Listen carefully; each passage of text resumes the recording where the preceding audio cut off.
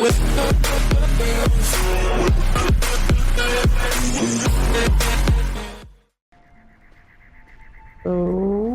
guys, welcome back to Bless Unleashed. Today, we are in a new city.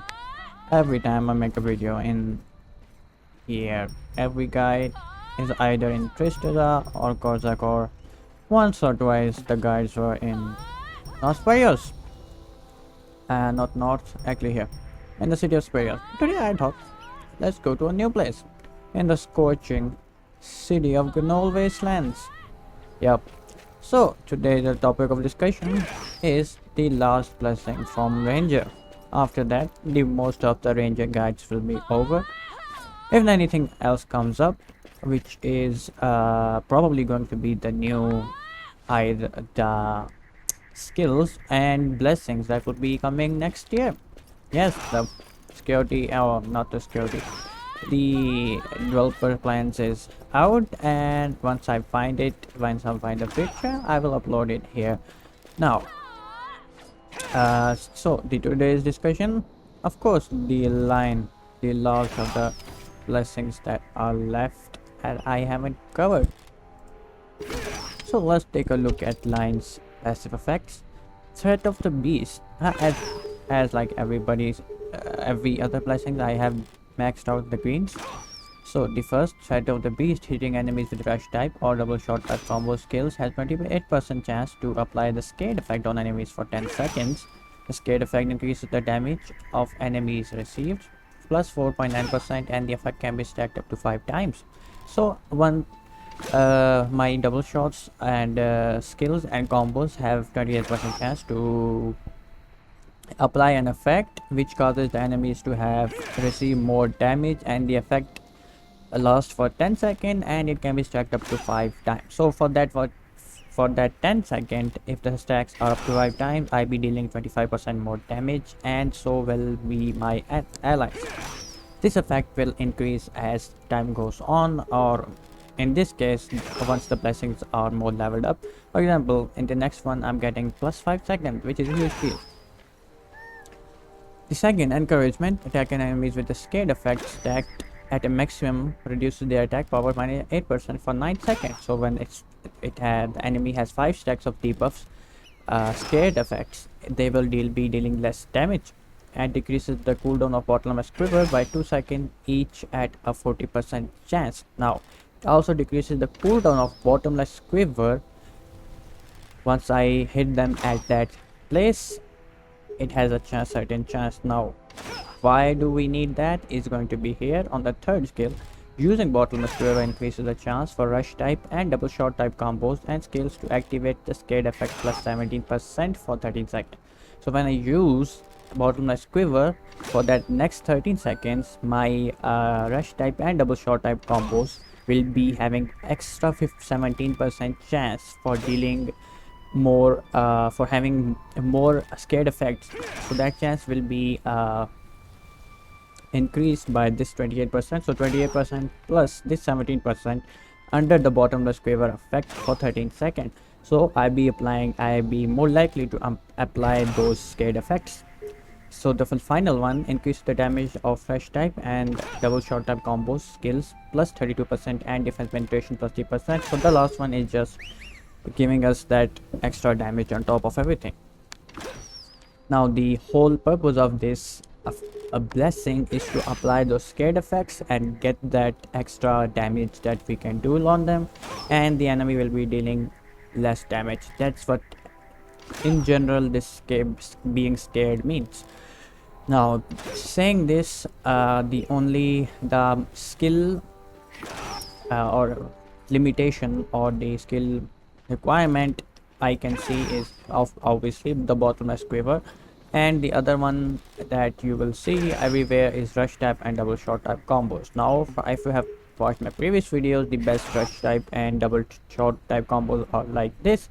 Lightning Arrow is the double shot, and then we have the Fire from Above being the second double shot combo. So the rush types are obviously D-Mark, and the other is Bottomless Quiver, which we have to use because of the skill. Oh, the blessing actually. Hmm. So that's why I'm using lightning arrow. I have plus this. Okay, so 5 from above and lightning arrow, bottomless quiver and T mark. I have maxed out my, not maxed out, but put as much points as I could on lightning arrow, and 5 from above. The rest of the points, some of the points I put in T mark and the bottomless quiver, just to get said that some of that cooldown reduction. Now the only option you have in this case is to use something else instead of the mark, uh, to deal the extra damage. For example, you can keep lightning arrow and fire from above at level 15 to deal appropriate amount of damage and get those extra buffs, or and put the rest of the points into erupting arrow and use that. Or else you can, what you can do is you can take away from one of the skill, either lightning arrow or fire from above, and use that to actually deal the damage, because the actual damage of this blessing is really low. Lightning arrow and fire from above are good, but they don't deal that good amount of damage, plus their cooldowns are actually kind of high, especially the lightning arrow. So the main focus of this build is actually not to deal the damage yourself, but is to let your allies deal more damage and help them out. So it is kind of a support blessing. You have to keep that in mind. The build itself does not provide any kind of crit hit rate or any kind of other chances, so you have to make up that up with your gear. So for me, I'm using the same gear I used in the crescent mode. So, oh, before I do anything, let me change some of my gear, especially this one should give me, yes, this should put me back to where I was.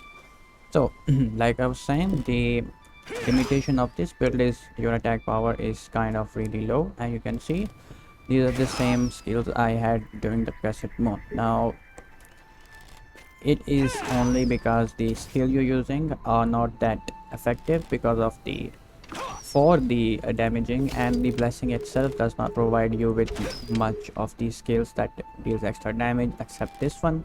I reckon when you actually level them up enough, you will be dealing decent damage. But yeah, so these were the skills I'm using, and for the class skills I don't have to use the actual reload, so I can ditch that for basically anything. What I like to use is flashbang arrow and the active projector size, or you can choose to use this passive with the this Prejurine strike, and the class skills I always keep the same, does extra damage, helps us out. Now the one good thing about the Gnoll Wasteland is you have actual dummy practices, so I can do some practice here. So let's see. So you have to do is normal shots as much as you can, so that you can see the effect is being applied as soon as I hit.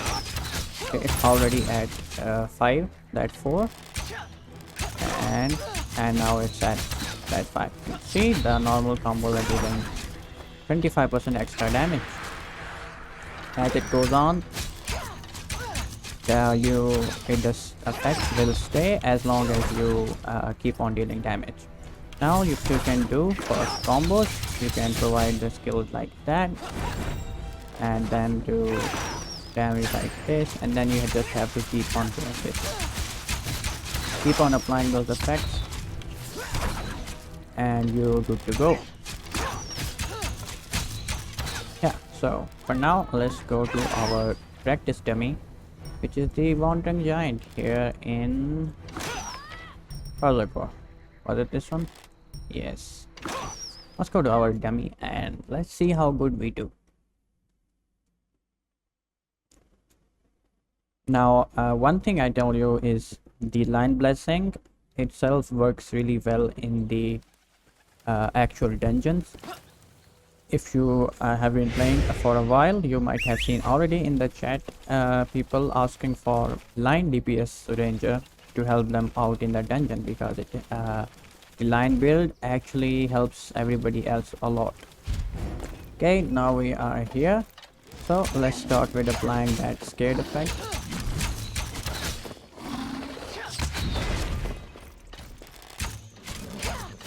Okay, and you can see already. Okay, I messed up. Okay, let's just use this so we can apply this effect easily.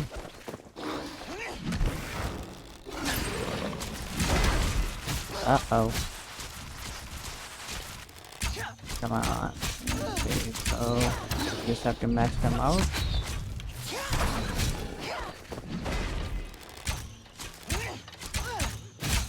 Okay, I'm having a hard time applying that effect.